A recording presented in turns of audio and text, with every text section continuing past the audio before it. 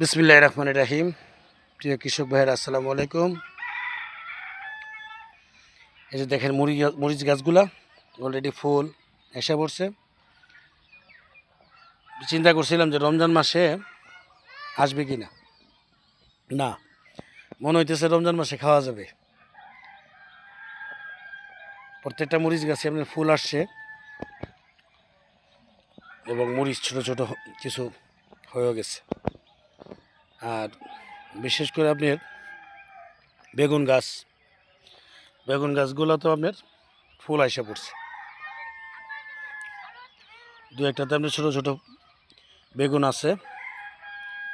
রমজান মাসে আপনার বেগুনের চাহিদা, বিশেষ করে বেগুনের জন্য খুব ভালো একটা চাহিদা থাকে, তাই বেগুন গাছও আসছে। এই যে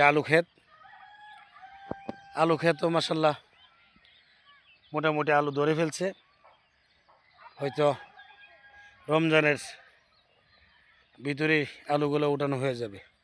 অলরেডি আলু বেশি একটা হয় নাই, তারপর আলহামদুলিল্লাহ আপনার দেশি আলুটা, যেটা পিওর দেশি যে আলুটা, ওই আলুটা, আর ওই আলুটা আপনার খাইতে খুব স্বাদ, তাই আপনার এই আলুটা করা হয়েছে। দেখা গেছে কি আপনার 4-5 শতাংশ জমিতে যদি আপনার একটু দেশি আলু করেন, ঘরের আলু হইয়া আরও ইচ্ছা করলে একটু বিক্রিও করা যায়। যাই হোক,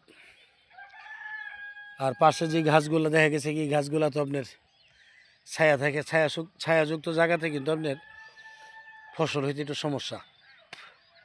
তারপর আলহামদুলিল্লাহ অনেক ভালো হয়েছে। তবে আপনার ওই নিরিটা বেশি দিতে হয় আর কি।